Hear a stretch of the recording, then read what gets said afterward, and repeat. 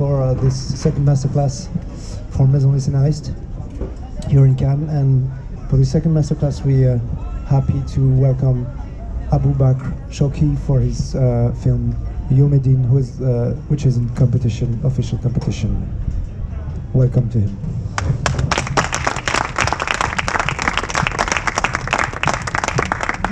For the first question, how do you came for writing? How do you begin your writing? Oh, how do I begin writing? Where does it come from? Not specifically for this film? Oh, generally. Generally. Well, I mean, it just, I think I just try to keep my eyes open. And just like, you know, I walk through Egypt and I just, you know, look at all these places and all these interesting stories that they are. I mean, the most important part is like, is there a good story in it or not? Is there some essence in it? And is the character an interesting character that you want to look at?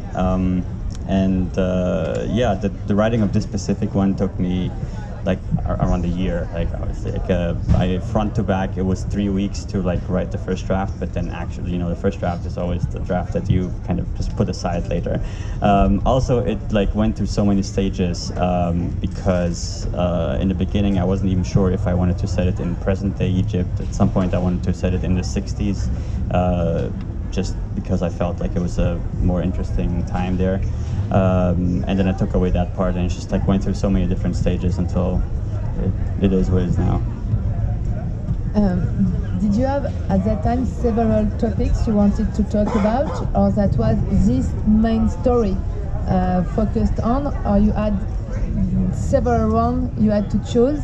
You know what I mean about the story? Yeah. You want to, you say, I want to keep my eyes open, but when you've got the eye open, you get so many things you want to talk about, and it's difficult to choose which one can make a good film, and why is this one more than another one?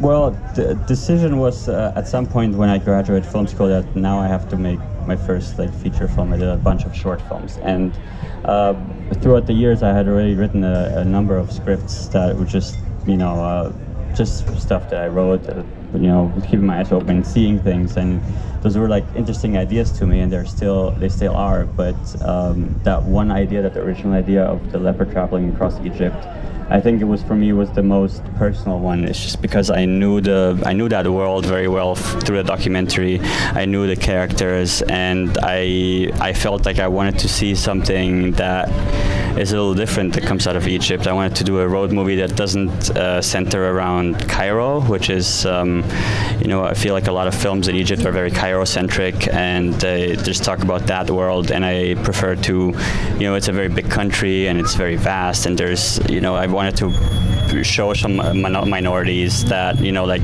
Coptic Christians, and the boy is a Nubian, so I wanted to kind of show the more different faces of Egypt, and that's why I was more fascinated by that. So it was not very difficult finally to choose. It was an evidence for you. It was not something difficult. It was natural for you to choose this story. It was. Yeah, it was definitely. I mean, it was not a. It was a difficult choice to go with it, because as a first movie, I knew that there were going to be completely like difficult challenges. First of all, because of the nature of it being a first movie, that means that there is going to be much more pressure on me as a filmmaker to prove myself. And the other thing is that because of the nature of the story, you have, you know, a leper, you have non-actors as the main characters. We did it, our production company was just like me and my wife, and we were running it together, and there were just like a lot of elements there that were like difficult to choose from. Yeah. So you knew that would be difficult, but you were sure that was this one, and you will be more comfortable with this story than something else. But you knew that would be difficult. Yeah, of course. I mean, I knew it was going to be extremely difficult. It was one of those things where you don't really know if it's going to work or not until the day you start shooting. Right. We were preparing for a year, and I was like, you know, just like writing and rehearsing with the actors and all that, but you're never really sure until the day you start rolling the camera. You direct several shorts before. Are you? What did your short films give to you for this first future? I mean, the subjects of your shorts, were they so political or just totally different?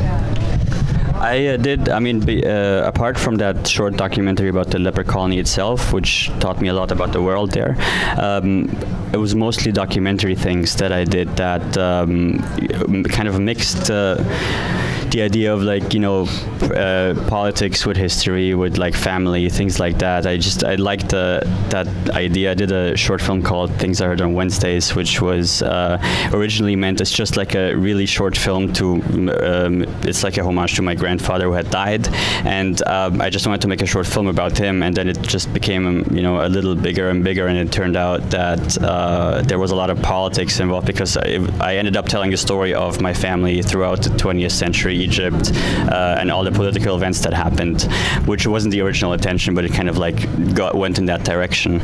And of course, during the revolution, I made a short film, just a short documentary about that, just chronicling. It was more observational. It was like following the events, just through as of a spectator, also not really making a political statement, but just more like observing. And you know, those were like the films that I felt like, you know, there were some politics involved in them. But then generally, like for other short films, during film school, obviously you do a lot of short films, but I think that's an environment where you have to make bad films. Like, I think film school is the only place where you're allowed to make bad films, because you learn. I think there's a misconception in film schools in general that you have to make a perfect short in order to later to be a star student, and then later, you know, people recognize you, and then you get to make a feature. And I think my idea is like the opposite. I think this is the only place where you're allowed to experiment, where you're allowed to try different things, and then maybe try to find your own style and voice, because filmmaking is a craft. Like, it's not, you're not, yes, there's talent involved, but you're not just born as a great writer. Like, ask any great writer, any great filmmaker, they have tried many times and failed many times, and writers have rewritten their things 100 times before they actually became really good writers. So film school should be that kind of environment where you're allowed to experiment, instead of like feeling the pressure of, now I have to make a really good short film, so when I graduate I can immediately go make, you know, a great long film. What you say is your documentary finally was the writing of the future, because you took so much from the documentary for Yomedin, so it helps you to write it. You wrote Yomedin by filming your documentary finally. Yeah, I wrote Yomedin just based on exactly like those stories that I heard, and it was originally centered. The main character was supposed to be a woman who was one of the protagonists or the characters in my documentary. But by the time I was writing the script, she was too ill, and her legs were too weak to be walking. So like, she's now bedridden, and she wouldn't have been able to physically take part in that shoot. So I had to like look for someone else, and that's how I, you know, started finding out the actor that we have now.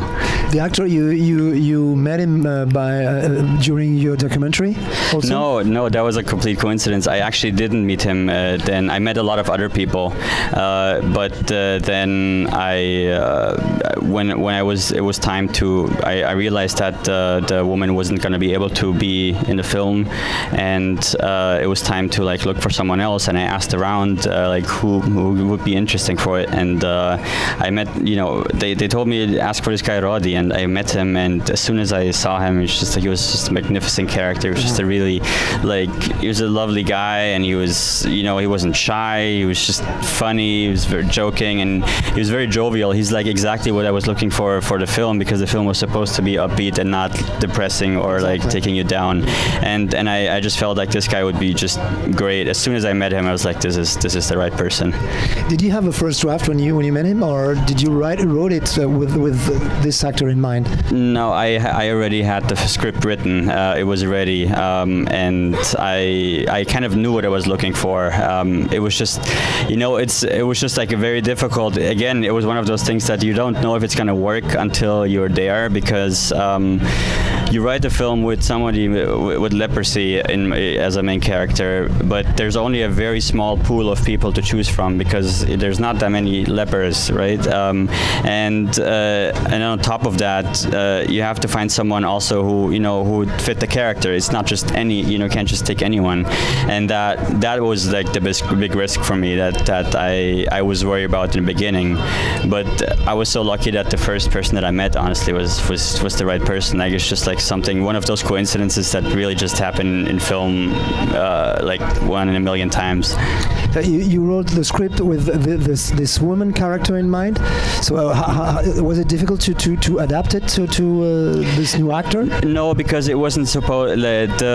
Because the main theme was that they are being shunned by society, regardless of if it's a man or a woman, and so that gender wasn't the main issue in the film. It was more that because regardless of what gender they were going to be treated the same way. It kind of takes the shunning based on looks was taking precedent generally in society. So it didn't make a huge difference. Obviously, the stakes would have been much higher with her because as a woman it's obviously much more difficult, like to navigate and travel alone and all that. But it was, I think the focus was more on the leprosy than gender. And for the young boy, did you have in mind a young boy, or that could be a young girl? Was it because it could have been, in fact? Yeah. I think that would have, it was always a young boy because it was based, again, like most of the things in the film are based on things that I've seen in real life there. And while we were shooting the short documentary, there was this young Nubian boy who was always hanging around. He was just watching. Nobody knew who he was. He was also an orphan. He was just like always hanging around and watching us and asking questions, and he was very interested. So that's how I got this idea of like, that there should be a Nubian boy that travels with him, because he's kind of the same character, someone who just hangs out, who doesn't like to go to school. And if it was a girl, it might have been, might have opened a little like more like questions and more issues, because like it's very different if a grown man travels with a young girl that they don't know each other than if it's just a boy that hangs out and it's his apprentice. All right. Yeah. So you have the script, you find your first character. How does it really begin? I mean, we know your wife is a producer, so it's a big support. But how does it catching together? Well, the first thing was, you have to. There were two main things. Obviously, you have to find the main character, the actor that's gonna play it, because that really also starts changing or really putting things into perspective. You really start to be able to visualize what you're trying to do. And then the other main thing is the most unfortunate thing for every filmmaker is to find financing for it, to find the money. And again, for first-time filmmakers, it's just so much more difficult, and especially when the story is this story. So it took a very long time. The first thing that we did was just like, you apply for the regular funds. You just apply to all these funds that are out there that all the filmmakers, know and apply to. And then when that didn't work, I started going more to private investors. I would go to people that didn't necessarily know me personally, but they would not even be in film, but I would tell them, listen, I'm a first-time filmmaker, I have this story that I want to make, and I think it's going to be different. I think it might have a good impact. Sometimes it works, sometimes it doesn't. And we were lucky that we had a couple of people that were interested in helping us out like that. And that we also did like crowdfunding, just asking friends and family, and just like, the usual begging for money. It's just, what every filmmaker has to go through. So. In the balance, do you have more private funding? What is the balance? Oh, yeah, no, it was definitely more private funding. I mean, a lot of it came through friends and family and private investors, and then there were a lot of private funds, like NYU, my grad school. They helped out a lot, which I was very grateful for. There's a Richard Vake Fund, which is they give to filmmakers once a year. Really helped me tremendously, like get be able to go into production. But yeah, there was a lot of private funding involved. Is it possible to know the budget of the film? How does it cost?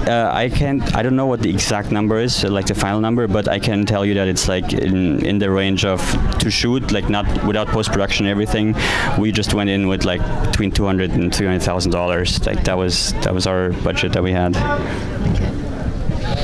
And how many people in the crew? Oh, it was a bigger crew. Like, because in Egypt it works. I mean, I wanted to do it super minimal, and I wanted to do it like very low key. But also, like the Egyptian industry is like, it's very mainstream. It's very powerful, like in terms of like star system and everything. And it's not very well adapted to independent films. Like independent filmmakers are struggling a little bit, and you still have to go through that like structure of regular crew structure, and that's why we still had like a crew of 50 people on set any given day. I think it wasn't necessarily, we didn't have to have that number, but it's just like that's how kind of the system was set up. All right. Yeah. So. And when did you decide to make a crowdfunding? Is it because you struggle to find some regular money, or? Yeah. Because when you go out from NYU and you have such a subject, is it difficult as a filmmaker for first feature to have such a difficult subject? I mean, difficult for the industry there in America. In America? Yeah. Well, I mean, again, like NYU is very helpful, like, and they are very supportive with the, independent filmmakers, and they're actually also a very international school. Like, they like international films and they like foreign language films and all that. So they were very supportive in that sense. In other areas of funding, it's difficult just because it is like those elements are not necessarily attractive to everyone. And again, it also goes back to that I wasn't, in film school, I wasn't like a great filmmaker that makes these great shorts that have all this buzz.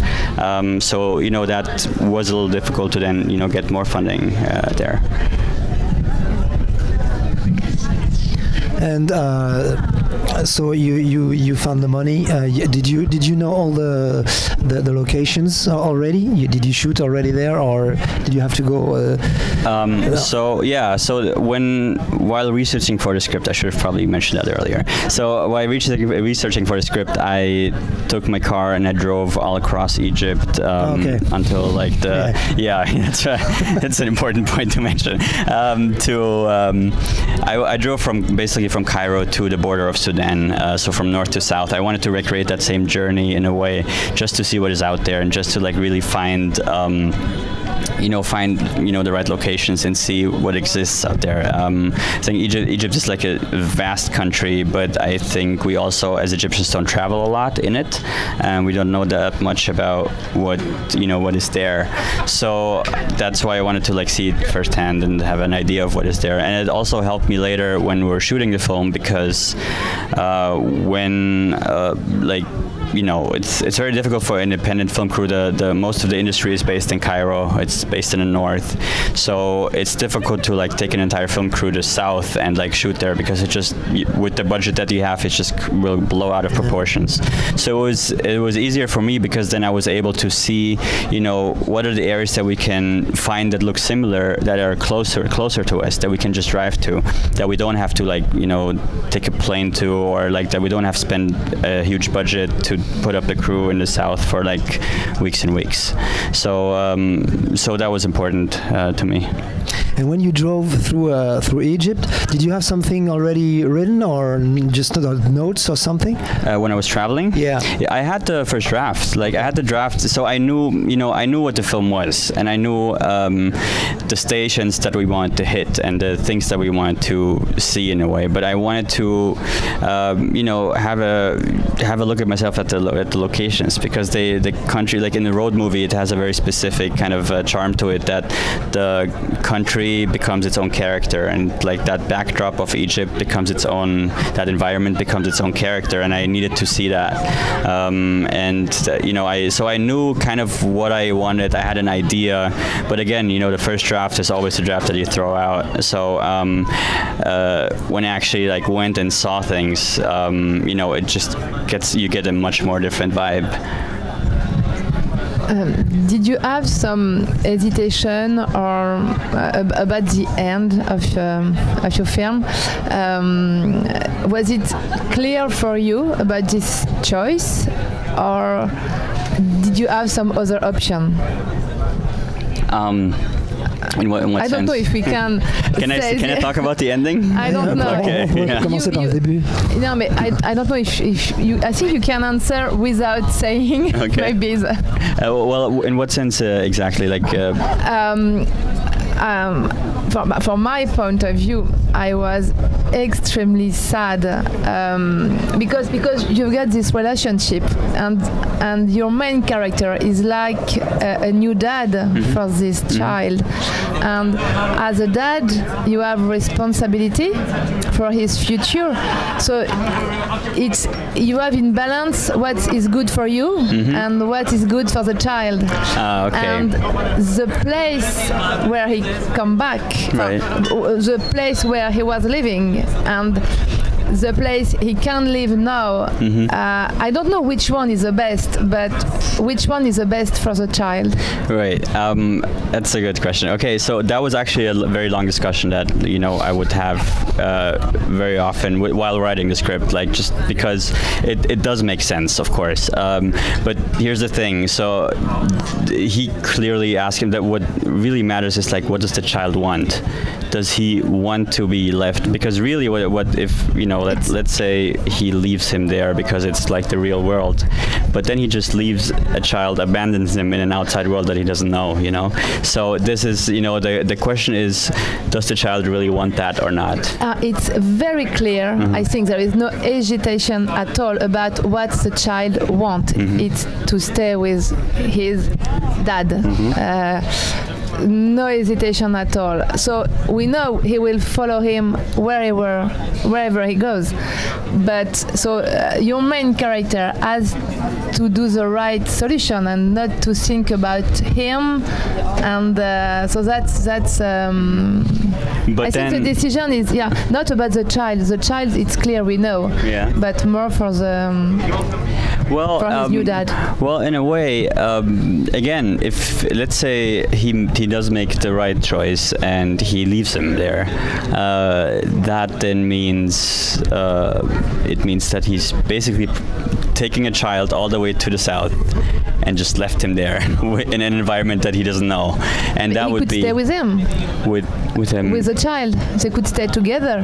Right, but so this is why I didn't want to go into much detail about the ending, because I don't want to give it away. But it goes back to the idea which they have discovered along the road, which is like, what is our real home? Like, we know that our home is, or that Bichet's home is in the south. That's where you originally are from.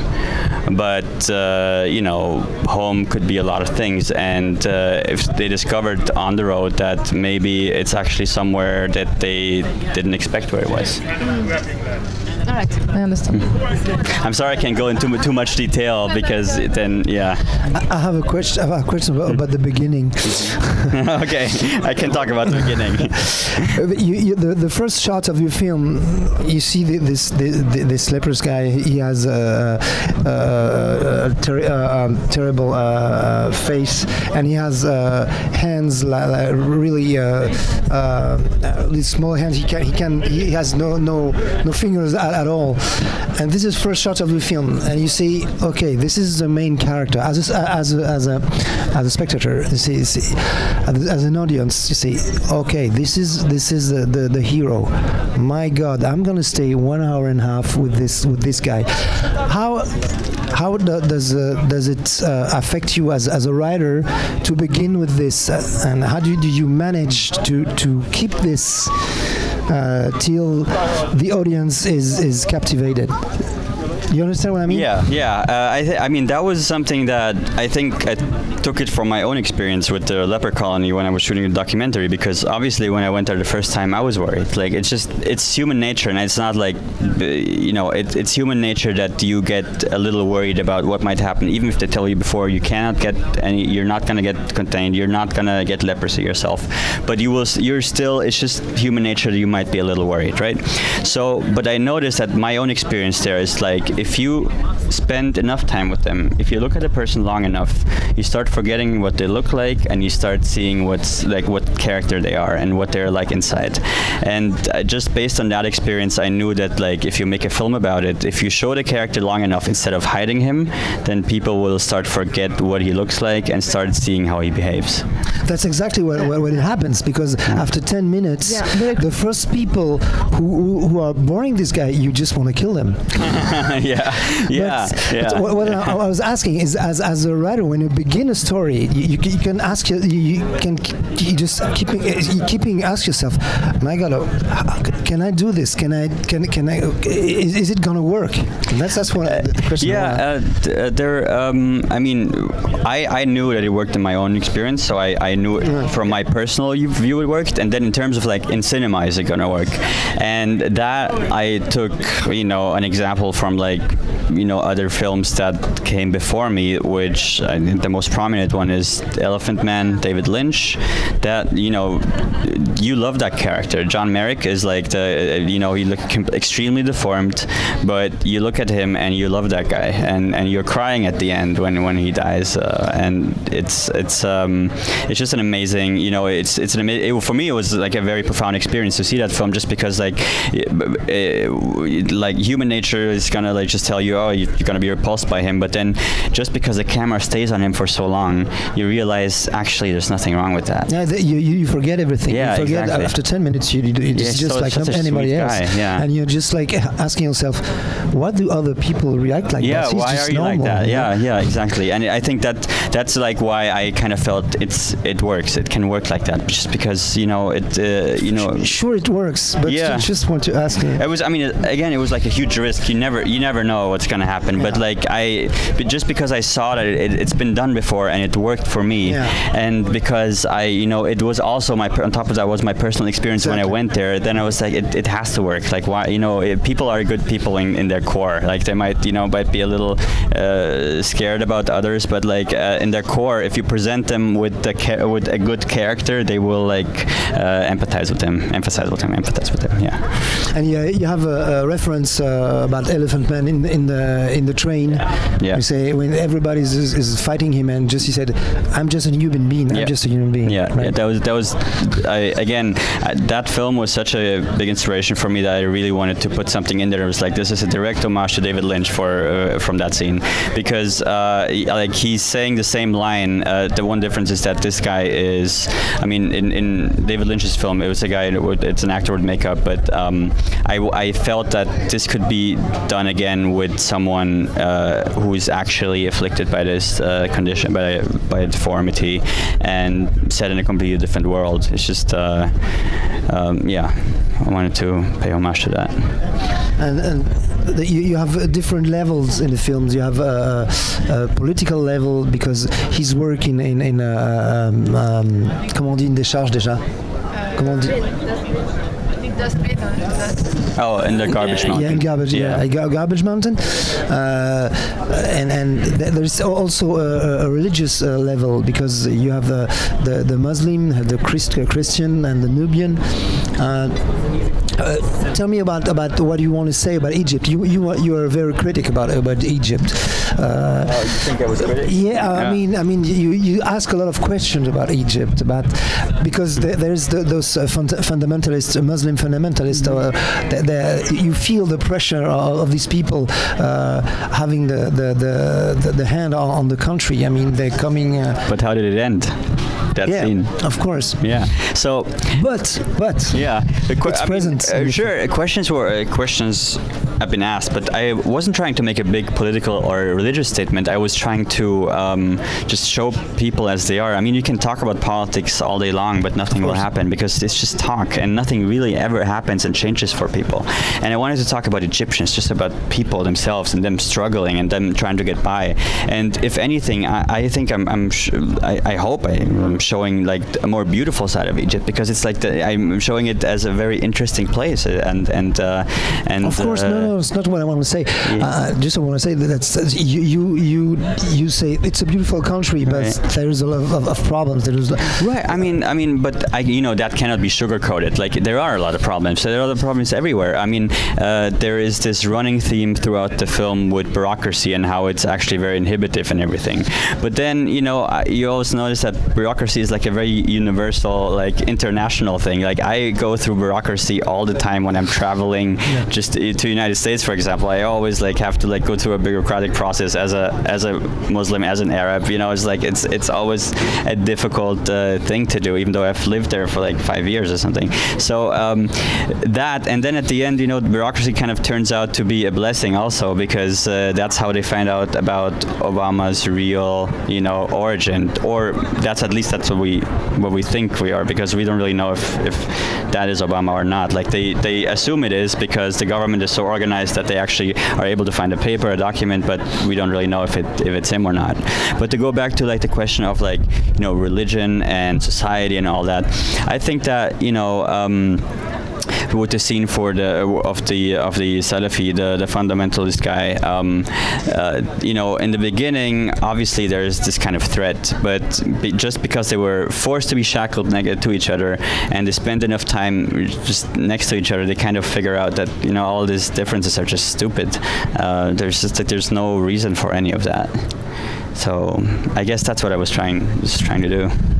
And on the choice about your main character of staying or not staying, the religion didn't impact anything, because there is this beautiful scene with the child playing football just before the scene when they pray, and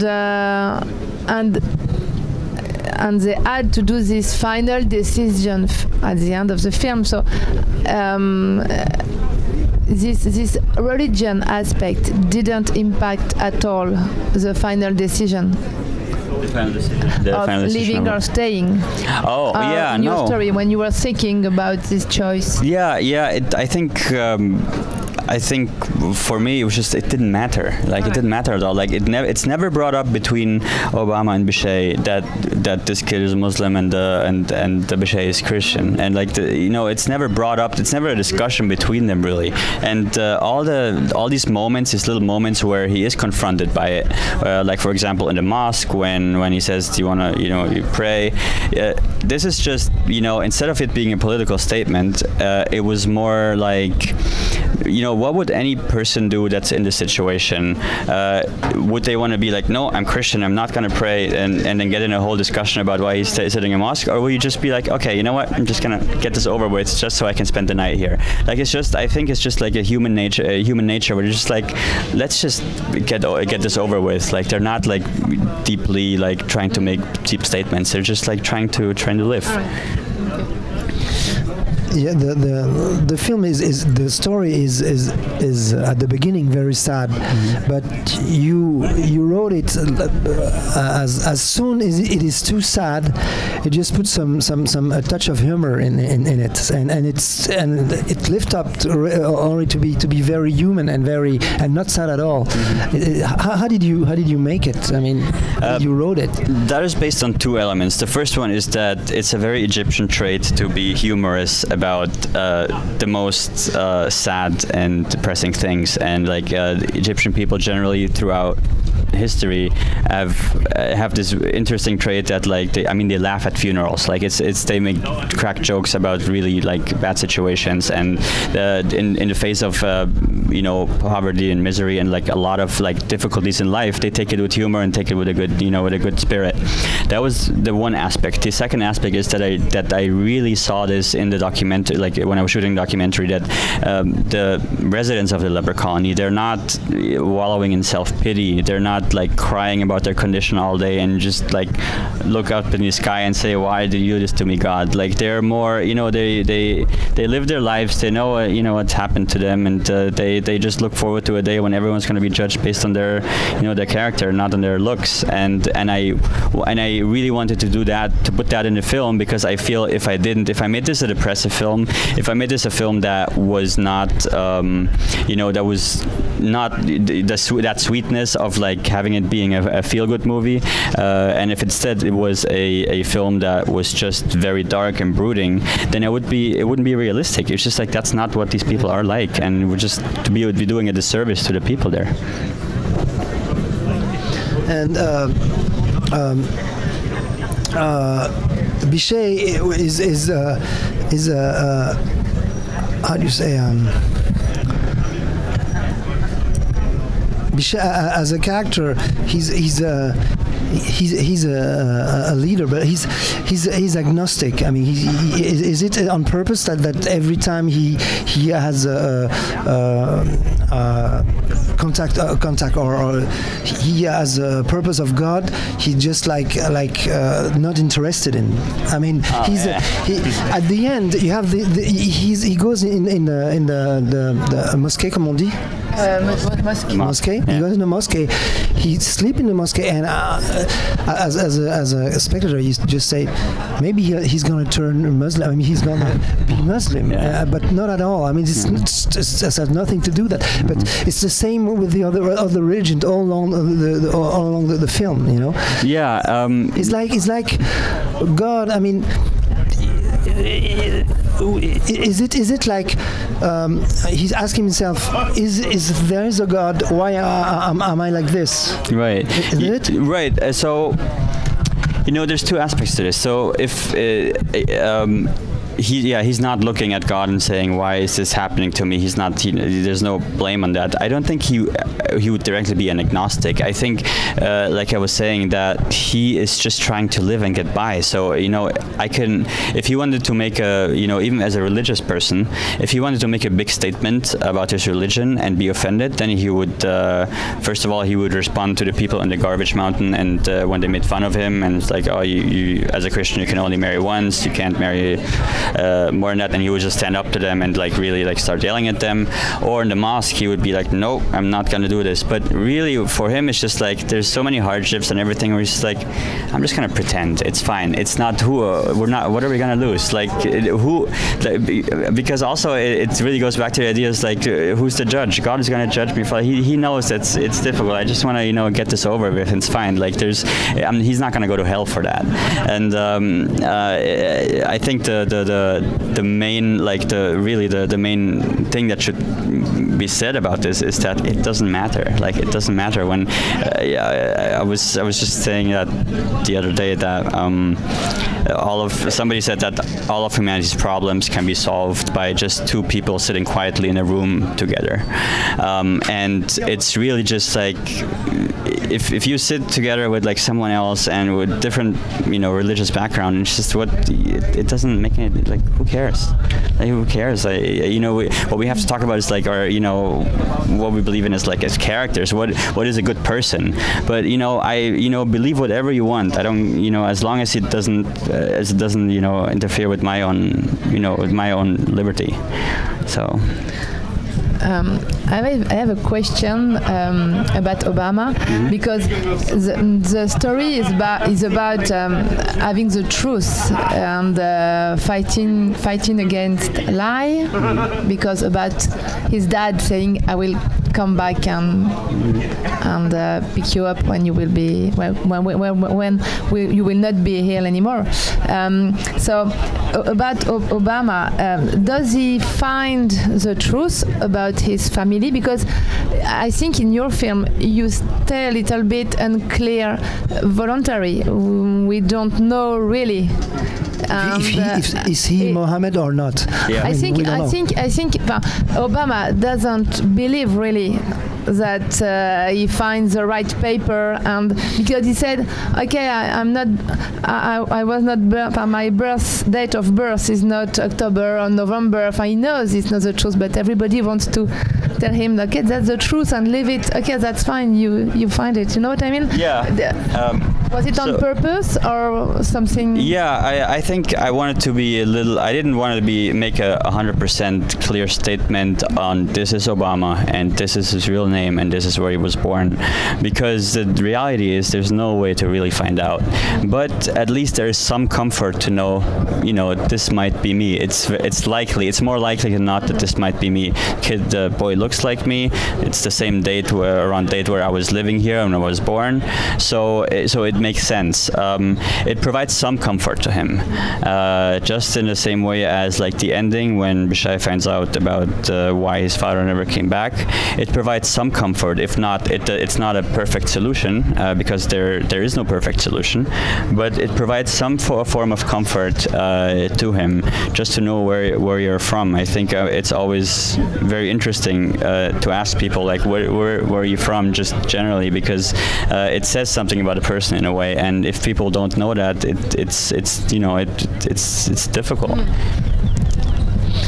We feel that Bichet is of course, he's suffering and he's not feeling comfortable, but we feel that when he decided to do this travel, he was ready inside to do it. Yeah, the key element was the death of his wife. Up until then, he didn't know anything apart from the colony. Like, he lived there for so many years, he didn't even know what the world outside even looks like anymore. And he got married and he felt comfortable. But then, when his wife dies, that's really the end of a chapter of his life. And, this is where he finally, kind of finds the freedom to think what happened, what's going on out there. Especially when his wife's mother then visits the grave, he starts questioning. He's like, oh wait, if she feels regret that she never came visit her daughter, maybe there's something happened with my father where he might feel regret if I die and he comes and visits me at my grave. So this is really like the key moment of why he then decides to leave. He starts questioning, and then he knew also that now he's alone in a dying leper colony where there's only a handful of people left.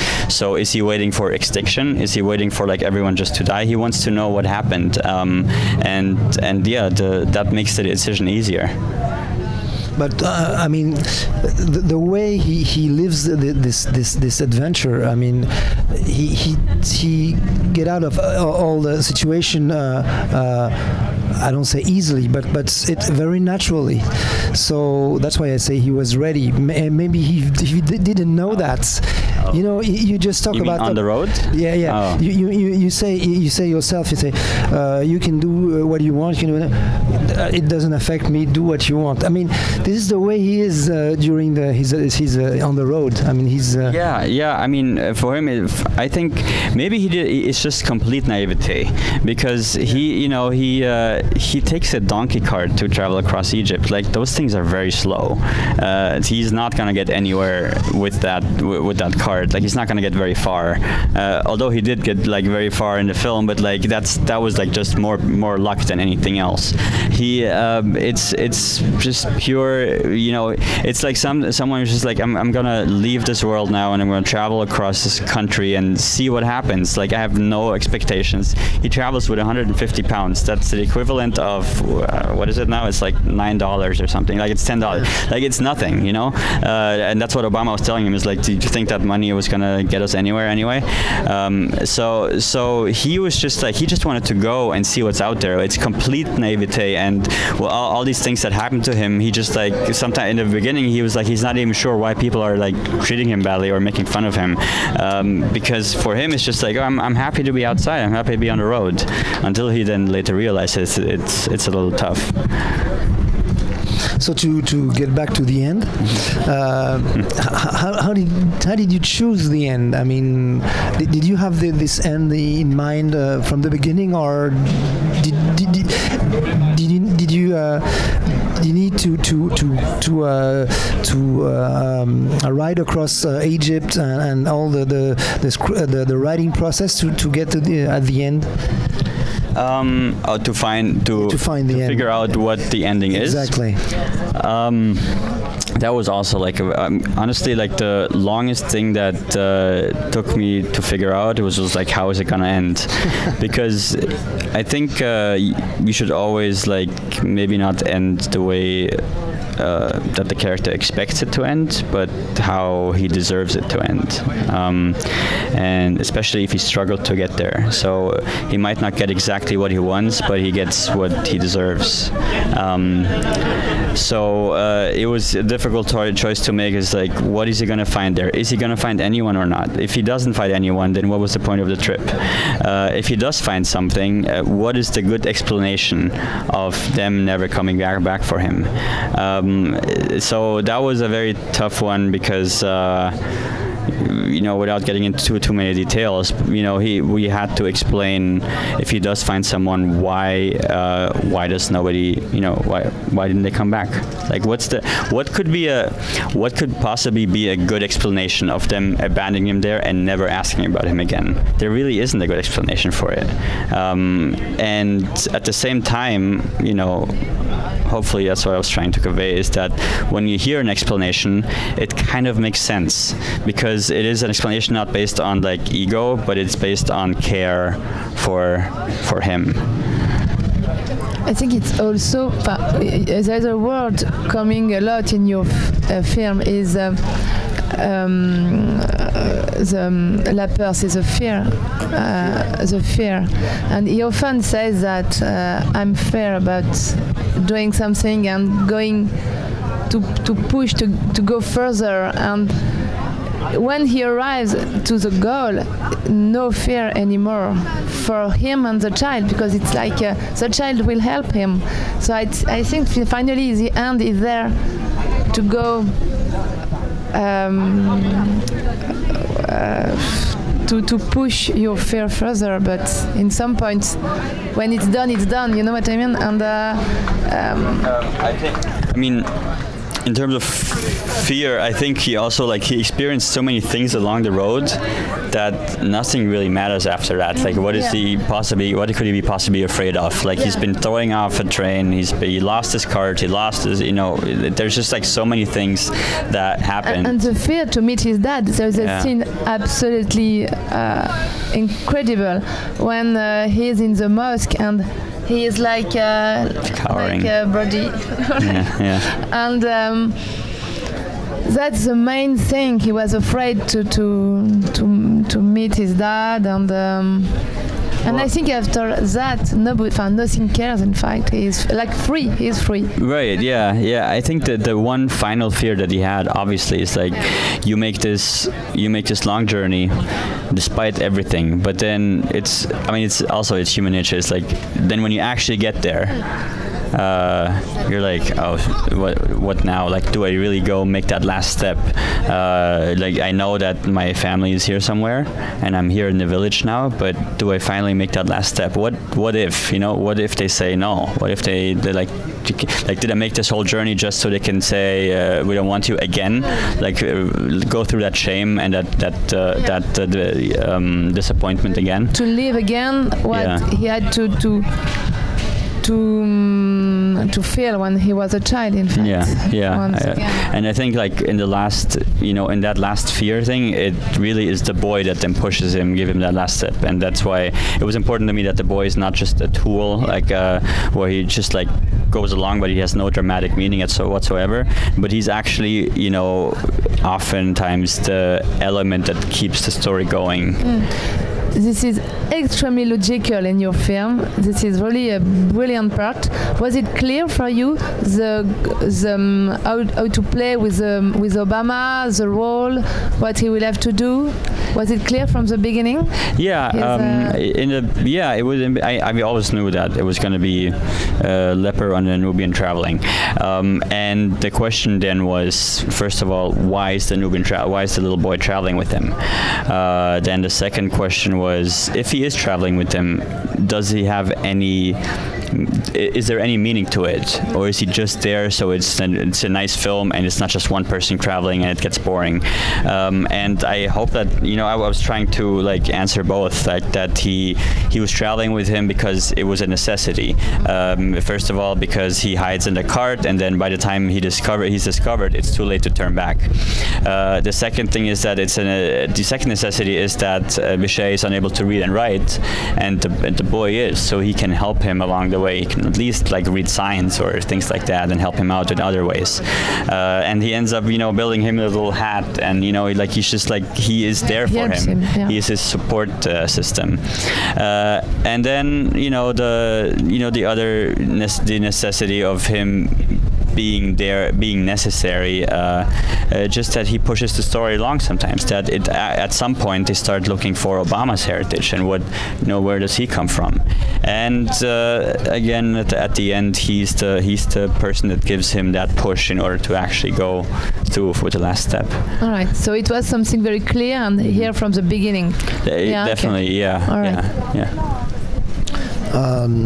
Did you find the end, the meanings and the end in the documentary you shoot with the lepers?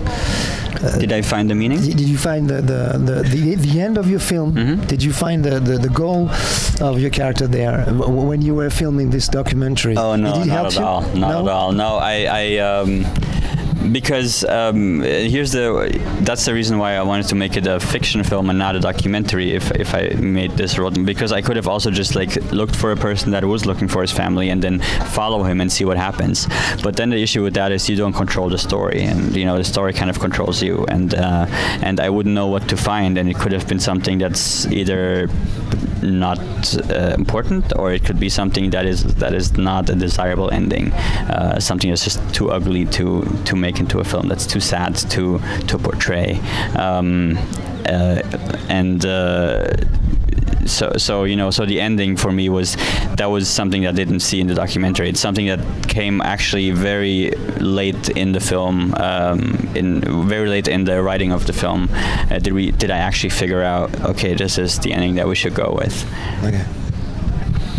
How many weeks did you shoot? Oh. We shot 32 days of shooting, but they weren't back to back. They were spread over a period of 4 months, just because it was impossible to shoot. It was very difficult. It was like just the amount of problems that we faced are like, I can't even. I think one day I will write a book about it, because it's exactly like, did you guys see Lost in La Mancha, that film? Yeah. When we wrapped the film, I was like, Lost in La Mancha is nothing compared to this. It was just like the amount of problems that came out of nowhere was like just really overwhelming, especially that we're doing it in such a low-key environment. So yeah, we shot 32 days over 4 months, and I was very happy that we were even able to like finish the shoot, because I think a lot of times me and my wife were just thinking, I mean, we always believed that we were able to finish it, but they were always very often thinking, is this going to be possible or not? Because you also, like, you're working with someone like Rodi, who's playing Bichet. You know, he's a non-professional actor who, for him, if he doesn't like it halfway, like, as much as like I worked with him over an entire year and he became my friend and we lived together over these 4 months, so like we were sharing, like we really like became like brothers.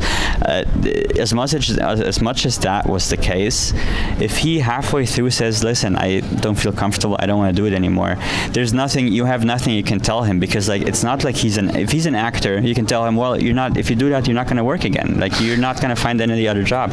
But for him, it doesn't matter. So you know, all you have is that this personal trust from him, and like the personal relationship, and then trust that he will go through with it despite all the difficulties. And are they all non-actors in the films, or you have professional actors? The two main characters are non-actors. And the rest of them, most of them are actors, but not famous. Like they do a lot of like smaller roles. You know, a lot of them are actually just do like, you know, TV commercials and stuff like that. Most of them are like people that are completely under the radar.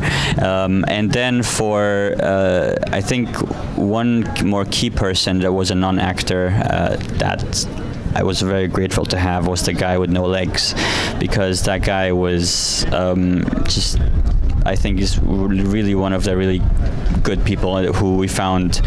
Again, with a complete coincidence, the role was originally written for another guy who is selling tissues in the side of the road in Cairo, and I told him that I was really inspired by his story, because he lost his legs in a truck accident, and he was okay with it, and he wanted to be part, you know, he wanted to be part of the film.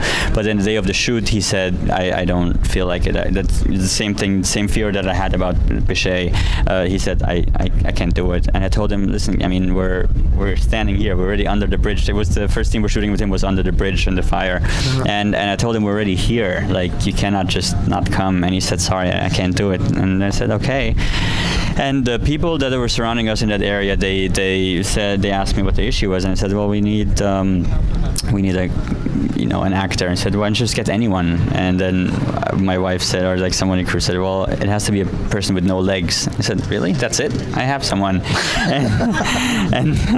and then it was such a, again, a 1 in a million coincidence where we meet that guy then the next day, and he comes in the office. He's not the beggar. Like the first one was like someone who sells tissues at the side of the road, but this one was someone who's like a mechanic. He has his own auto store, and he came to the office. He was very suspicious. Like he came in with his wheelchair, and he looked at me like was very, doesn't know what's going on.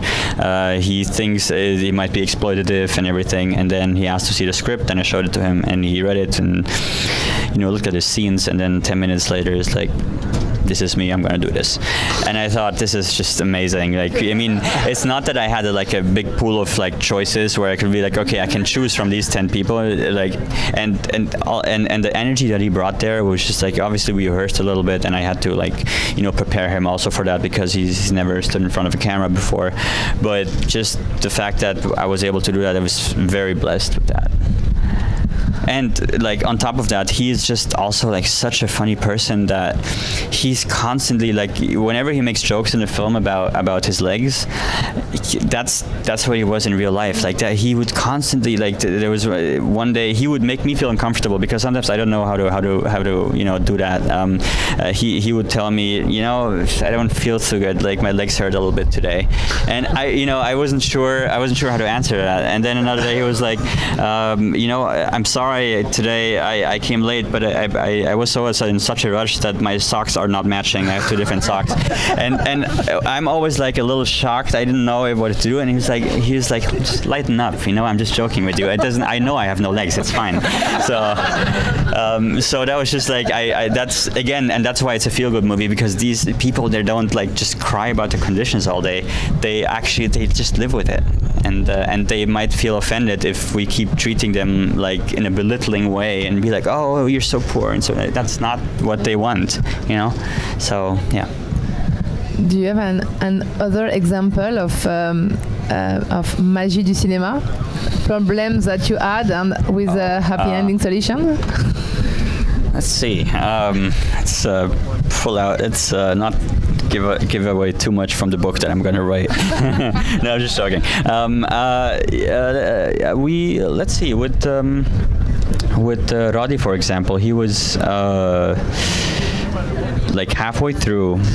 No, not halfway through. Sorry, second day of the shoot. We were shooting in the desert, the scene where he is supposed to be leaving and calling for the first time. And we're just getting ready and setting up, and he's kind of sitting on the side, and it's still, you know, in the beginning it was still difficult for him because he feels a little alienated and he feels that people are looking at him, and it was still a slower process. And then we're getting ready, and I look around, and where's Roddy? And I look in the desert, he's like all the way in the distance, walking away and kind of like, you know, throwing his hands in the air, being angry. And I asked people, what's going on? Where is he going? And he's like, he's going home. I was like, why is he going home? He said, well, his tea came late. And I was like, what do you mean? He's like, well, he ordered tea and it came late, so he thought that we are making like that we're not respecting him, and he just left. So I took a car and I had to drive all the way up there just to catch him. And he's like, Roddy, where are you going? And he's like, you know, I feel like you guys are not like respecting me or just treating me differently. And I told him, well, you know, I haven't had my tea either because the cafeteria guys, they haven't shown up yet, they're late. And he was like, oh, okay, never mind, let's go back. and it's like one of these moments where it's like, okay, thank God, because you know, you never know. I mean, it's these little things that you have to look out for, which are much more different than like if you working with a professional actor who then knows that, who will find out that, you know, that's the case, or he would just ask for it and then be angry about it, but never just walk off. And it's these things where you have to be like really careful to make sure that you know, that he's not mistreated in any way. Like even when he was supposed to be here in Cannes, like it's a tragedy that he wasn't. Like we were going into the airport, we got the visa his visas and the boys' visa the day of the flight. So I called him at 5 p.m. Hey, we got the visa. I'm gonna go get them from the consulate. Get your bags ready, and I'll meet you at the airport. And then at the airport, the flight is at midnight, and at the airport he shows up. I told him you have to pack this and this and this and that, and just make sure that everything is ready. And I have his suits. We had suits tailored for them and everything. So I packed his suits, and we're gonna meet there. And he shows up there with a plastic bag, and that's all he had. And I just, first of all, that was for me, it was just like a moment. It was like, you know, I mean, you know, I was so worried how he's gonna, you know, just be navigating in Cannes, where it's such a different word for him. And then, you know, I walked with him inside the airport, and the security guard stops him. He's walking next to me, and he stops him. And he's like, where are you going? And I told him he's with me. He's traveling. He said, what? He's traveling? And I said, yeah, he's traveling. He's like, no, he's not traveling. And I said, he is traveling with me. And only after the third time he actually said, he backed off. And it's all these little things, which is like the same thing with the tea story. It's these little things that for us we take for granted. But for him, every little step outside of the colony is difficult, because people will always question, why is he here? What is he doing? And even the little things was like, you cannot bring a plastic cup, because he won't be able. He doesn't. He only uses his palms to hold it, so it will go like this. So he needs to have a ceramic cup. And it's like these little things that we take for granted that we have to, like, I always have to like double check to make sure that he's okay. When we tailor a suit for him, he wasn't able to, like, you know, close the button, so I had to help him with it because he's not able to do that. So it's all these little things that, you know, are you know, that made it like difficult on set, but at the same time it was very rewarding because it teaches you that you really have to like see what the person's needs are. Yeah. How did you decide to shoot like you shoot it? I mean, what did guides you in the way to shoot Bichet? I always knew I wanted to do it more with the free-flowing style that we did, handheld and everything, for several reasons. First of all, because I'm very impressed by the aesthetics of people like Christian Mungiu, who his movie Beyond the Hills was just like, for me, was just like just an amazing visual example of what can be done. And then the second one was that was more of a question of practicality. Both the actors playing Bashir and Obama, they cannot read and write, so therefore they cannot read the script. So therefore I have to read it to them several times and help them memorize the scenes and help them at the very least, because they also have difficulties memorizing. So at the very least, tell them what the scene is and what the notes are that we want to hit. Also, you know, he has some problems with his vision. He cannot stand in bright light. Like, we never used very strong direct light on his face because for the reason that his eyes will get blinded. He just cannot handle too much light. And on top of that, he is and because of that, he's not able to hit marks on the floor. If he has like regularly, you say, okay, you're gonna, in a blocking setting, you'd say, okay, you're gonna walk into the room. You stop here. You say your line, and then you go this way, something like that. You won't be able to do that with him because it's just he won't be able to hit that mark and then get the timing right. And with all these things that he has to then think about and concentrate on, won't be able to give a good performance. So I decided with my DP that we should, instead of him working around our setup, we should work around his setup, and we should have the camera more free-flowing and following him and seeing what he does and kind of explore his, you know, wherever he goes. And we were very lucky to have a good focus puller who was always ready on time. And yeah, that's how we did it. And did you ask yourself about how filming his face or his body? I mean, did you tell yourself I film like it is, or did you feel like film like with the retinue, try to avoid angles were too rude? I mean, for the eye.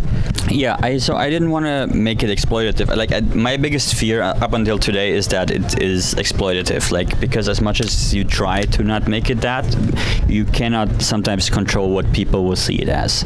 And I wanted to make sure that the lingering on fingers for too long and the lingering on faces for too long without it being necessary is exploitative.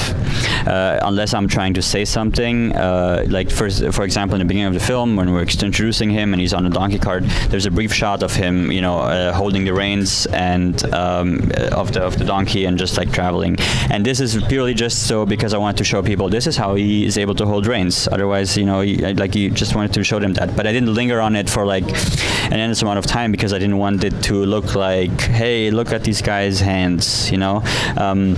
So my worry was always that like it would turn into something that's more an exploitation thing where he becomes one of those, you know, we will go the circus freak route where we have to like just parade him around. I didn't want that. But I also knew that I wanted people to not shock people, but I wanted people to look at his face long enough to get over that fear. And that's why in the beginning it's very brief moments when you really like get to focus on him. And I think it's only 10 minutes into the film where you really get a longer, closer shot of him. And by that time, hopefully, you kind of know the setup, you kind of know who he is, and then you're kind of ready to really like look at him. And what about the editing? Is it something you work at the editing? The thing that we just talked about the time you are filming his face and his body. Is this something you work at the editing? I mean, yeah, definitely. I mean, we had a lot of, just because of, again, the nature of him not being able to read and write, so we had to do a lot of repetitions.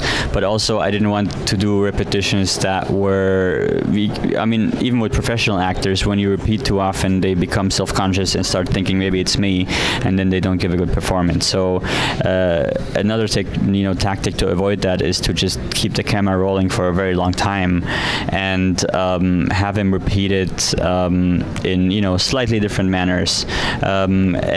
So we had a lot of options in editing to like be able to navigate around that.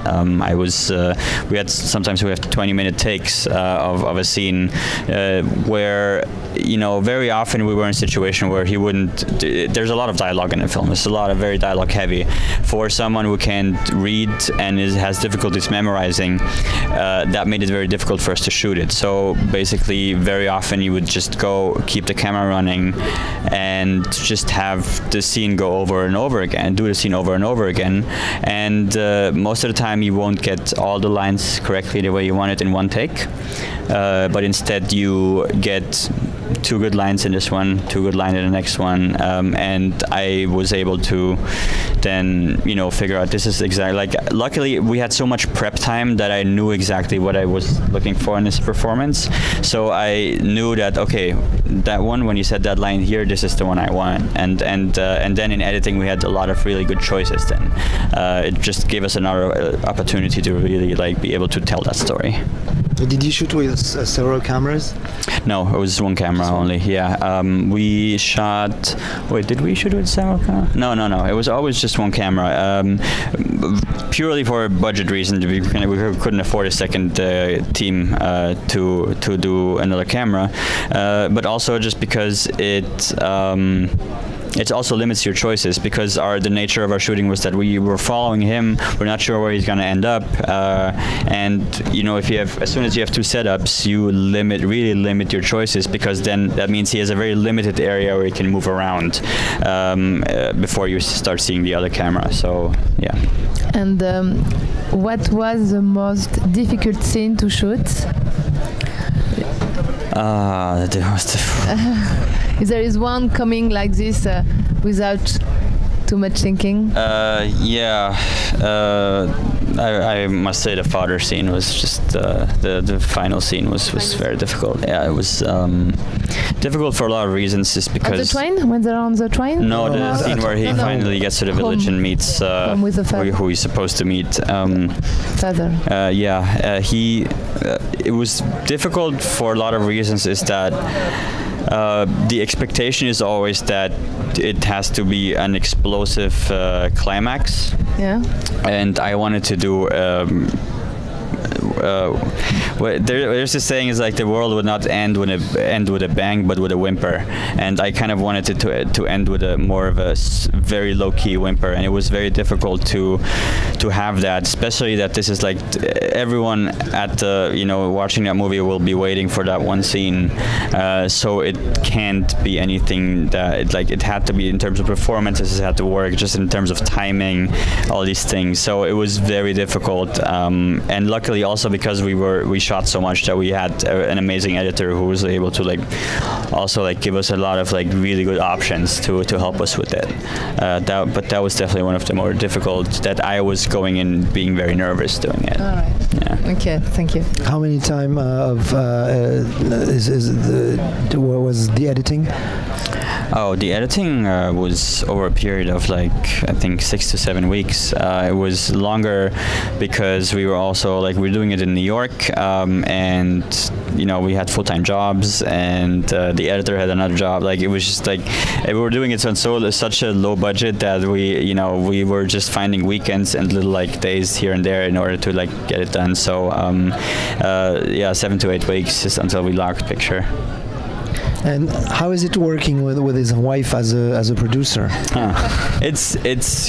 I mean, I couldn't ask for a better partner to do this with, because when you're with a person that that's first of all, if it's in the same business, they understand what this film is. She originally came onto the film, we didn't know each other. She came onto the film just because she liked the project and she felt this is a really interesting story. We didn't get married until later, but when you meet a person that is so so involved in that, and really gives her whole life for it, and gives you so many good ideas, and just creatively, it's very filmmaking is a very collaborative art form. It's not I think writing is a little different, but in film it's just you cannot survive on your own. You have an entire crew next to you that you have to take into account. You cannot be I don't think you should be a dictator on set. I think you should be very open to other people's ideas, and it's working with my wife was just a a huge blessing up until, you know, throughout the entire process until post-production, just because you have someone who's actually, you know, who cares about you, but it also cares about the film. At the same time, it is very difficult because you have to like be able to separate, you know, private life from professional life, and that's impossible to do on the scale that we were doing, because we were living in just one small apartment where that was also our production office, which was also the place where we and the main actors were sleeping. So it was just like, it was impossible to like separate, say, okay, this is private and now work finishes at 5 and now we only talk about other stuff. It's just like, it was impossible, which makes it very difficult. But at some point we realized that when we still were not married, like we were just joking about that last night, that there was never an official proposal. It was we went through so many difficulties in the film that at some point we just realized we're gonna get married, right? And she's like, yeah, and then that was the proposal. Like, so yeah. Yeah. And how is she about your work? I mean, is she very critical about your work, or? Yeah, I mean, it's very. I think she respects my work. I hope so. But she also she is a good person to keep you in check, you know, like to keep you in, like sometimes directors do get a little, you know, eccentric and crazy and try different things, and sometimes, you know, it's good to have a person there that knows you personally and that says, I don't think this is what, you know, this is what it's who you are, or this is what you're trying to do, and they remind you of what it is, you know, especially when you're doing it on a low scale and you have to do a lot of things that are not the director's job, but you have to still take care of them. It's easy to sometimes, you know, forget, you know, or like lose track. So it's important. Like for me, it was like just a huge blessing to have someone there that just keeps me in check and keeps me focused on it. And how does Cam came? How did Khan come? I don't know. How did it come? We had so many. We had a lot of rejections. Like we had a lot of people that said no. A lot of festivals said no, and we were always hoping that we knew that this film was very special. Even from before we shot it, I knew there was something special there. And it's not. I'm not saying this out of arrogance. I'm just saying this. I'm sorry. I'm not saying this out of arrogance. I'm just saying this out of like that we knew this is a story that hasn't been told before. And you know, despite us being first-time filmmakers, and we might have been very naive, and you know, it's still something that I knew that people would be interested in, despite all the people saying no. This is like, somebody told me the other day, this actually doing that is career suicide, because it's like nobody wants that.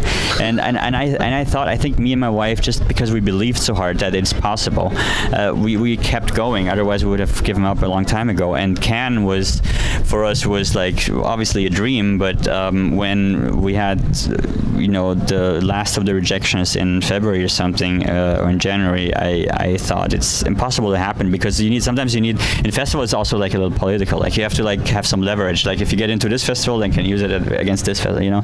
So we weren't, I just thought it's impossible to happen now.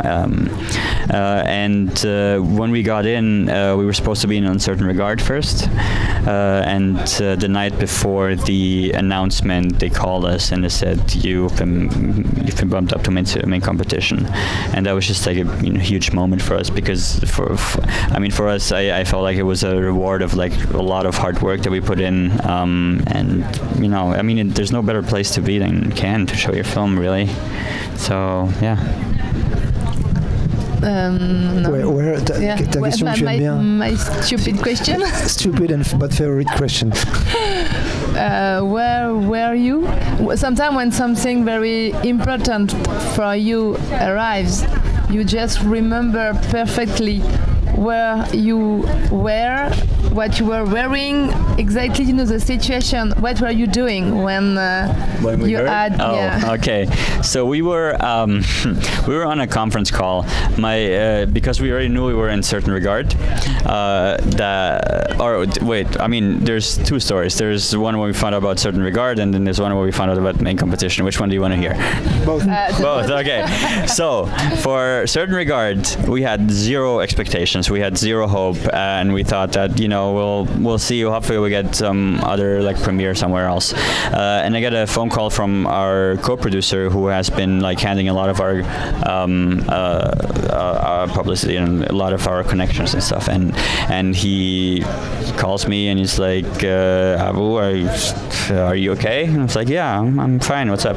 It's like, just wanted to inform you that you have been selected to Uncertain Regard in Cannes. And my first reaction was like, people who know me know that I'm very rarely like impressed with things, and I have a very low-key reaction to things. So I never go like, this is amazing. Like I just always go like, oh yeah, that's great. So my reaction was, oh, that's great. And I think that he thought that I'm not, for me that didn't matter.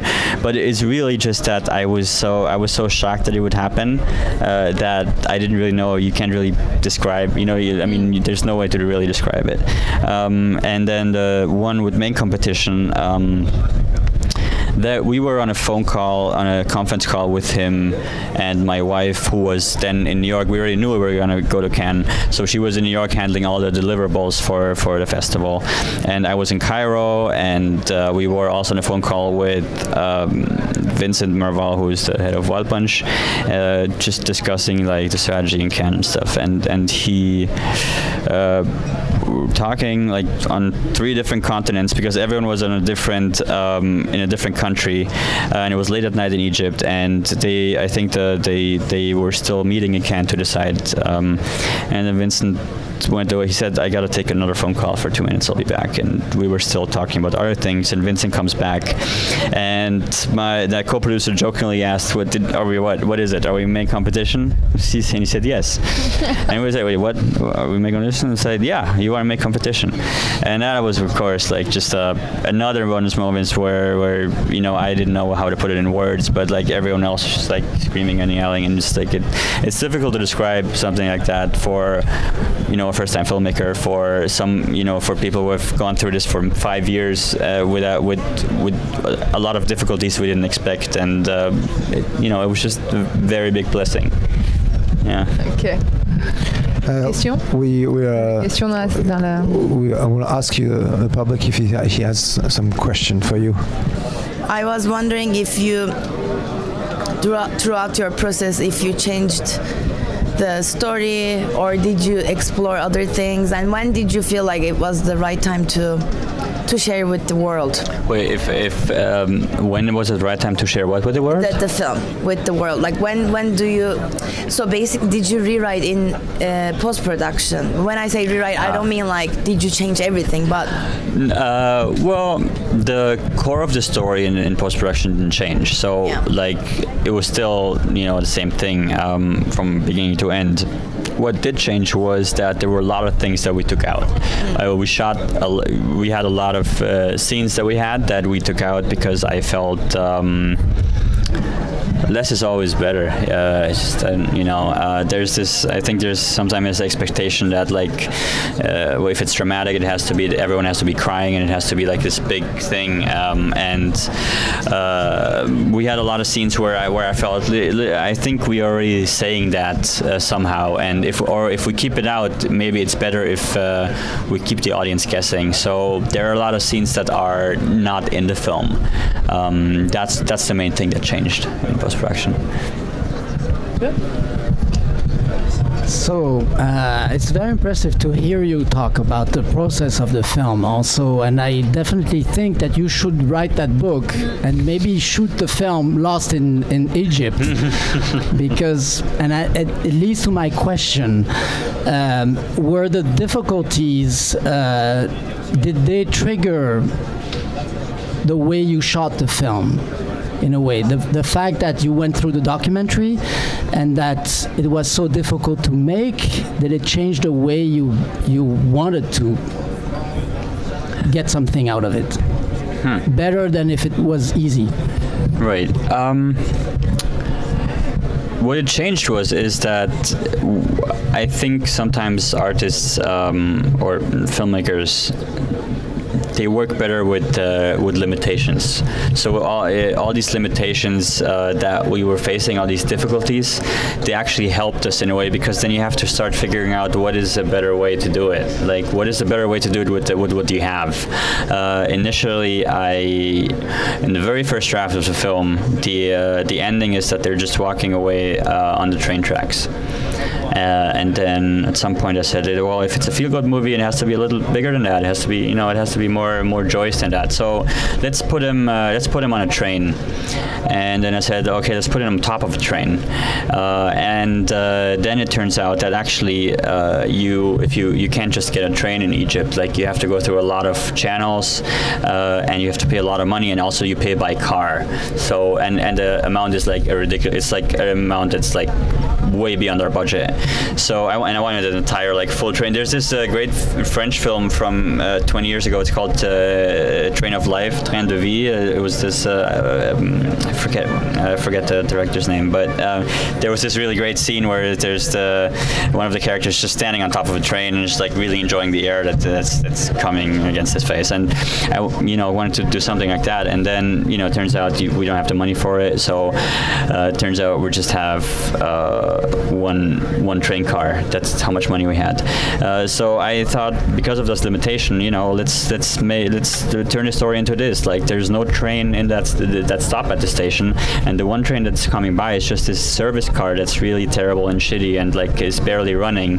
And I think it kind of works better. They end up jumping on top of a train, and I mean, it's just these limitations make you more creative, because you didn't have to start thinking, okay, how do I do this still without having any money?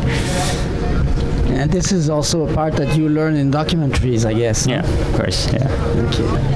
Merci. Thank you. Oh, we thank you so much. have to thank you very much. Oh, thank you very much. Thank you for Thanks coming. a lot. Thank you.